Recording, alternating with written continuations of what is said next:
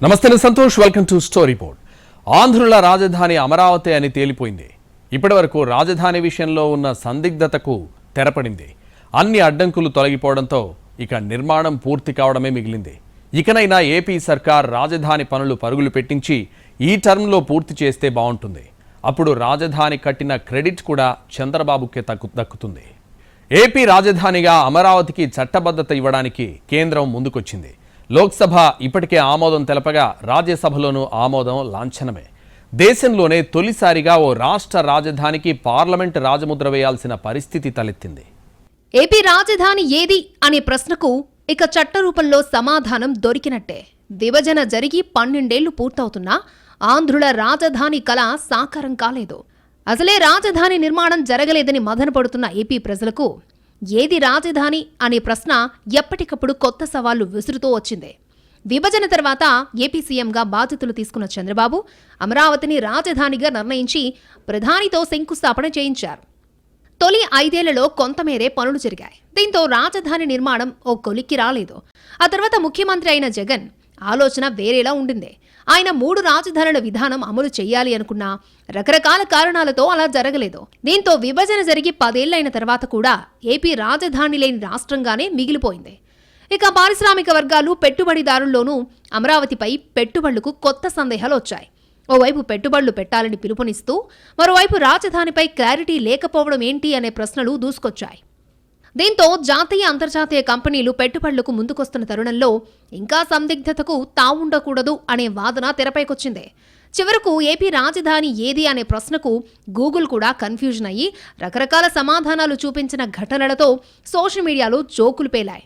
దీంతో పాటు ఇతర రాష్ట్రాల్లో ఉన్న ఏపీ వాసులకు కూడా అసలు ఏది మీ రాజధాని అనే ప్రశ్నకు సమాధానం చెప్పడం కష్టమైపోయింది. దీంతో అప్పటిదాకా రాజధాని నిర్మాణం కోసం నిరీక్షించిన ఏపీ ప్రజలకు కనీసం ఇదే రాజధాని అనే క్లారిటీ అయినా వస్తే బాగుండు అనే భావన కలిగింది. మధ్యలో రాజధాని ఏదో క్లారిటీ కోసం కోర్టుల్లో కేసులు వేసినా ఎక్కడా సరైన సమాధానం రాలేదు.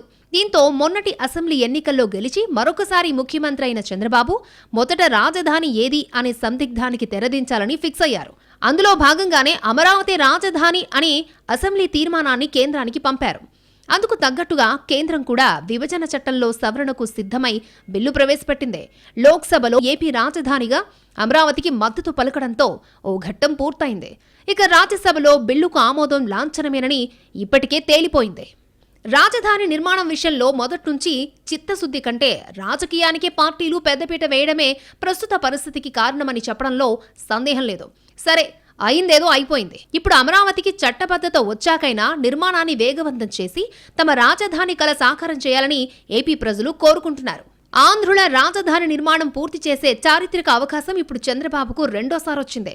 ఆయన ఈ టర్మ్లో అమరావతి నిర్మాణం పూర్తి చేసి దాన్ని రాజధానిగా స్థిరపరిచిన క్రెడిట్ కూడా దక్కించుకోవాలి. ఉమ్మడి ఆంధ్రప్రదేశ్ విడిపోయిన తర్వాత రాజధాని ఏది అంటే 99% మంది చెప్పిన మాట విజయవాడ. ఎందుకంటే అది రాష్ట్రం మధ్యలో ఉంది, అందరికీ అందుబాటులో ఉంటుంది, ఎంతో కొంత అభివృద్ధి చెందింది, కృష్ణానది చెంతనే ఉంది. అయితే ఆంధ్రప్రదేశ్ రాజధాని అనే బోర్డు మాత్రమే కాకుండా విద్యా, ఉపాధి అవకాశాల గనిగా మార్చాలన్న ఉద్దేశం, గుంటూరు, విజయవాడను కలిపేలా రాజధాని ఏర్పాటు చేస్తే మహానగరం ఏర్పడుతుందన్న ఆశయంతో 2014లో ప్రభుత్వం రాజధానిగా అమరావతిని నిర్ణయించింది.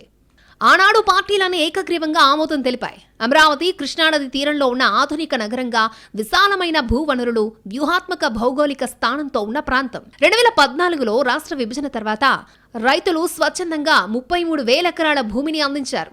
ఈ భూమి ప్రభుత్వ కార్యాలయాలు, అంతర్జాతీయ మౌలిక సదుపాయాలు, ఆర్థిక కేంద్రాలను నిర్మించడానికి ఉపయోగపడుతుంది. ప్రభుత్వం ఇప్పుడు అదే పనిలో ఉంది.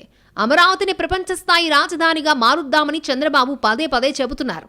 అమరావతి నిర్మాణాన్ని సెల్ఫ్ ఫైనాన్స్ మోడల్లో ప్రారంభించి రైతుల స్వచ్ఛంద భూమిదానం, ఆర్థిక స్వావలంబన ద్వారా భారతదేశానికి రోల్ మోడల్ చేస్తాము అంటున్నారు. భారతదేశ దక్షిణ ద్వారం అనే ఆలోచన సఫలమైతే అమరావతి ఆధునికత, సాంస్కృతిక వారసత్వం, ఇన్క్లూజివ్ గ్రోత్లకు చిహ్నంగా నిలుస్తుంది. 11 క్రితం 2015 అక్టోబర్ 22న రాజధానికి ఉద్దన్నురాయిన పాలనలో ప్రధానమంత్రి నరేంద్ర మోడీ అమరావతికి శంకుస్థాపన చేశారు. 2015లో పనులు ప్రారంభించి హైకోర్టు, సచివాలయం, ప్రభుత్వ కార్యాలయాలు, ప్రజాప్రతినిధులు, అధికారుల నివాస భవనాలు, రహదారుల నిర్మాణాన్ని చేపట్టారు. గతంలో కేవలం 58 రోజుల వ్యవధిలో రైతులు భూ సమీకరణలో 33,000కు పైగా ఎకరాలనిచ్చారు. ఇప్పటిదాకా ఆ రైతులకు న్యాయం జరగలేదు అనే వాదన ఉంది. అమరావతిలో 8,603 చదరపు కిలోమీటర్ల పరిధిలో రాజధాని ప్రాంతంగా గుర్తించారు. ఇందులో 217 చదరపు కిలోమీటర్ల పరిధిలో రాజధాని నగరం నిర్మిస్తారు. ఇందులో 16.9 చదరపు కిలోమీటర్ల పరిధిలో కోర్ క్యాపిటల్ ఉంటుంది. ఏపీసీఆర్డీఏ యాక్ట్ 2014 ప్రకారం అమరావతి రాజధానిగా ఏర్పాటైంది. రాజధాని కోసం 33,000 ఎకరాలకు పైగా భూ సమీకరణ ద్వారా ఇచ్చారు. 4,300 ఎకరాల భూసేకరణ ద్వారా తీసుకున్నారు. మిగిలిన 15,167 ఎకరాల భూమి ప్రభుత్వ, అటవీ, కొండ, ఇతర భూములున్నాయి. ప్రజలిచ్చిన ప్రభుత్వ భూమి కలిపి అమరావతిలో ఇప్పటి వరకు 54,000 ఎకరాలను సేకరించారు. ల్యాండ్ పూలింగ్ ద్వారా 29,881 మంది రైతులు స్వచ్ఛందంగా భూములిచ్చారు. భూములు త్యాగం చేసిన రైతులకు కౌలు, ఇతర బెనిఫిట్లు ఇచ్చారు. రైతు కూలీలకు పెన్షన్లు మంజూరు చేశారు. రాజధానిలో భాగంగా నవనగరాలు ప్లాన్ చేశారు. ఇప్పటికే విట్, ఎస్ఆర్ఎం, అమృత యూనివర్సిటీ, ఎయిమ్స్ వంటి ప్రతిష్టాత్మక సంస్థలు వచ్చాయి. 18,000 మంది ఇక్కడ చదువుకుంటున్నారు. ఇప్పటి వరకు 131 కేంద్ర ప్రభుత్వ, ప్రైవేటు సంస్థలకు రాజధాని ప్రాంతంలో 1,277 ఎకరాలను కేటాయించారు. పేదలకు ఇళ్ల కోసం 1,402 ఎకరాలను ప్రత్యేకించారు. పేదలకు 5,000 ఇళ్లు కట్టారు. ప్రజాప్రతినిధుల భవనాలు, ఐఏఎస్, ఐపీఎస్ క్వార్టర్లు, ప్రిన్సిపల్ సెక్రటరీల క్వార్టర్లు, గెజిటెడ్, నాన్ గెజిటెడ్ అధికారుల క్వార్టర్లు, న్యాయమూర్తుల బంగ్లాలు, మంత్రుల బంగ్లాల నిర్మాణాలు మొదలుపెట్టారు. మధ్యలో 5 ఏళ్లు గ్యాప్ వచ్చినా మళ్లీ ప్రధానితో అమరావతి పనులకు పునఃప్రారంభం చేయించి శరవేగంగా పనులు చేపడుతున్నామని ఏపీ సర్కారు చెబుతోంది. ఈసారి అమరావతి నిర్మాణం పూర్తి చేస్తామని ఫేజ్ 1కు గడువు తేదీని కూడా సీఎం చంద్రబాబు ఇప్పటికే ప్రకటించారు. దీంతో ఈ విడతలో రాజధాని నిర్మాణం పూర్తవుతుందని ఏపీ ప్రజలు ఆశపడుతున్నారు. అసలు 2014 నుంచి 19 మధ్య కాలంలోనే అమరావతి నిర్మాణం పూర్తి చేసి ఉంటే ఇంత అయోమయం ఉండేది కాదనే వాదన లేకపోలేదు. అన్ని పార్టీలు కలిసి అమరావతిపై ఎక్కువగా చర్చ చేశాయి. రాజధాని నిర్మాణం కంటే రాజకీయంపై ఎక్కువ దృష్టి పెట్టడమే ప్రస్తుత స్థితికి కారణమనే వాదన వినిపిస్తోంది. ఏపీ రాజధాని చాలా భారీగా ఉండాలన్న లక్ష్యమే అమరావతి పనుల్ని ఆలస్యం చేసింది అనే అభిప్రాయాలు లేకపోలేదు. కానీ ప్రపంచ స్థాయి నగర నిర్మాణంతోనే ఏపీ ఆర్థికంగా నిలదొక్కుని ఇతర రాష్ట్రాలతో పోటీ పడగలుగుతుందనేది చంద్రబాబు ఆలోచన. అందుకు తగ్గట్టే విశాలమైన రోడ్లు, అండర్ గ్రౌండ్ పవర్ లైన్స్, నీటి వసతి, బ్లూ అండ్ గ్రీన్ కాన్సెప్ట్తో ఆహ్లాదకరమైన ప్రపంచ స్థాయి నగరంగా అమరావతి ప్రణాళికను సిద్ధం చేశారు. ప్రభుత్వం, న్యాయ, వైద్యం, పర్యాటకం, knowledge, finance, sports, media, tourism వంటి 9 కార్యకలాపాలపై దృష్టి సారించి 9 థీముల్లో 9 నగరాలను ప్లాన్ చేశారు. ప్రపంచ ప్రఖ్యాత డిజైనింగ్ సంస్థ నార్మన్ పోస్టర్తో ముఖ్య కార్యాలయాల డిజైన్లు చేయించారు. 2014-19 మధ్యకాలంలో మొదటి దశ పనులకు అయ్యే ఖర్చు 55,343 కోట్లుగా అంచనా వేశారు. 55 పనులకు 42,500 కోట్లతో టెండర్లు పిలిచారు. 2019 నాటికి 5,587 కోట్ల విలువైన పనులు పూర్తి కాగా 4,318 కోట్ల బిల్లులు చెల్లించారు. రాజధాని ప్రాంతంలో 30% పచ్చదనానికి, జలవనరులకు కేటాయించారు.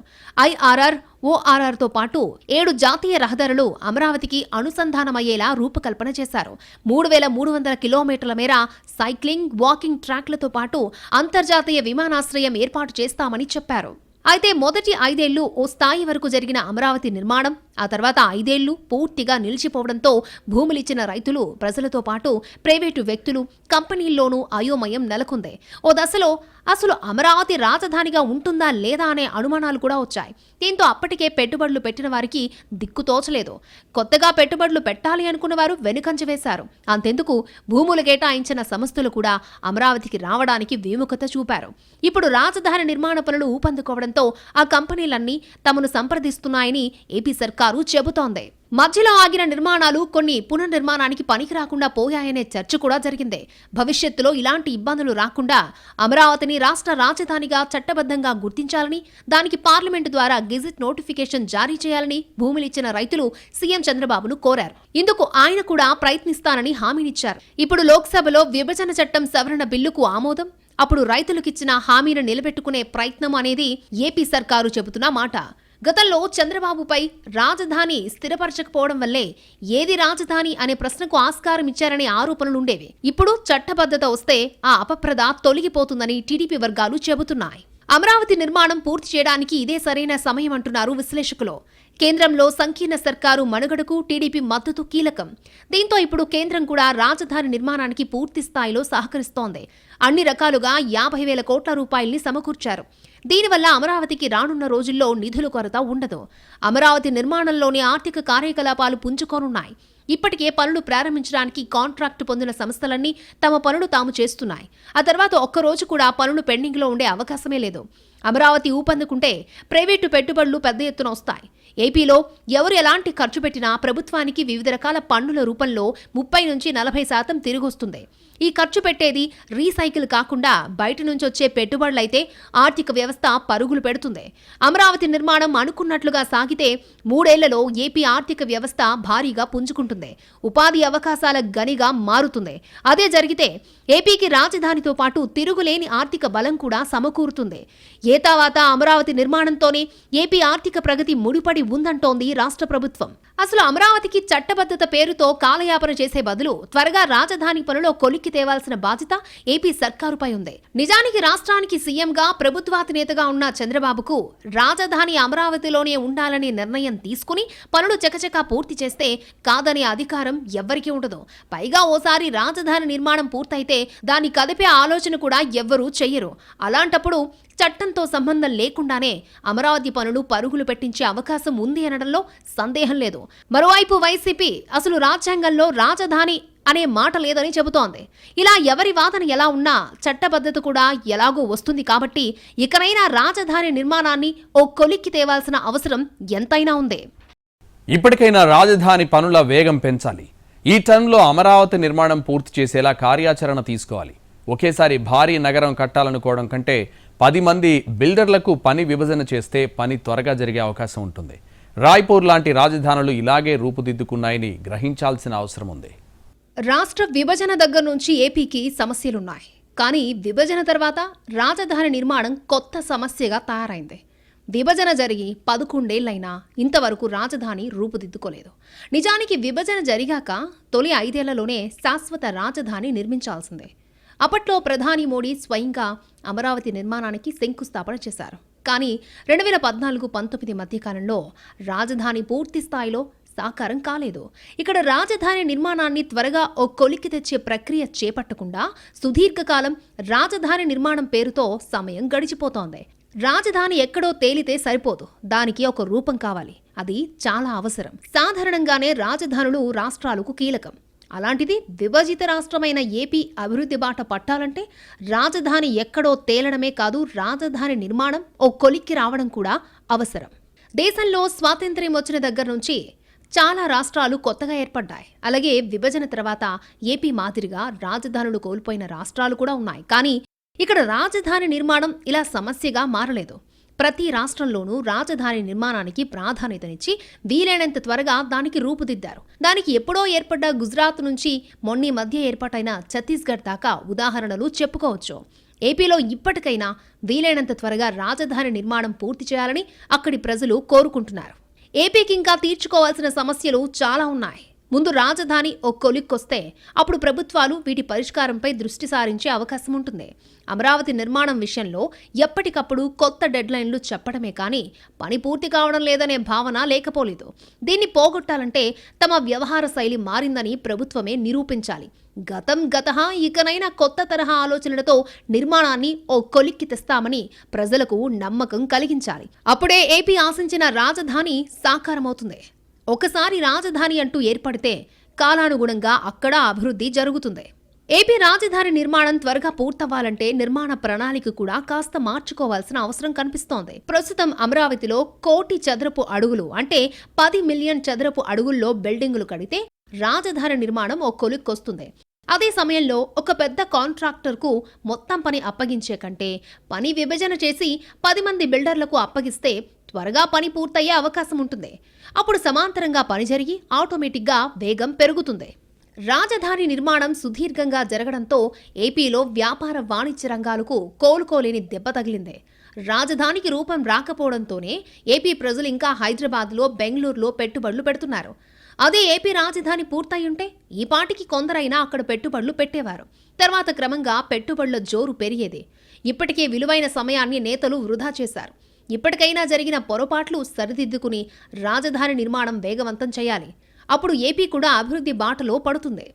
ఏపీ రాజధాని విషయంలో అన్ని పార్టీలు తప్పులు చేశాయి. ఏ ఒక్క పార్టీని వేలెత్తి చూపే పరిస్థితి లేదు. రెండు ప్రధాన పార్టీలు వారి వారి ఎజెండా కోసం, వ్యక్తిగత మైలేజ్ కోసం, స్వప్రయోజనాల కోసం చివరికి రాజధాని నిర్మాణం పూర్తి చేయలేదు. తిలా పాపం తలా పిడికెడు పంచుకున్నారు. ఇప్పటికైనా ఏదో ఒక రాజధానిని నిర్మించుకుని దానికి మినిమం ఇన్ఫ్రాస్ట్రక్చర్స్ ఇచ్చి ఆ తర్వాత దశల వారీగా అభివృద్ధి చేస్తే రాజధాని ఏర్పడుతుంది. వీలైనంత త్వరగా రాజధానికి ఓ రూపమిచ్చి ఓ ప్రణాళిక ప్రకారం ముందడుగు వేస్తేనే ఏపీ తోటి రాష్ట్రాలతో పోటీ పడ్డానికి అవకాశం ఉంటుంది. ఇప్పటికైనా ఏపీ సర్కార్ ప్రాథమిక మౌలిక వసతులతో రాజధాని నిర్మాణం పూర్తి చేసే విషయం గురించి ఆలోచించాలి. రాజధానికి త్వరగా ఓ రూపు తీసుకొచ్చే పని చూడాలి.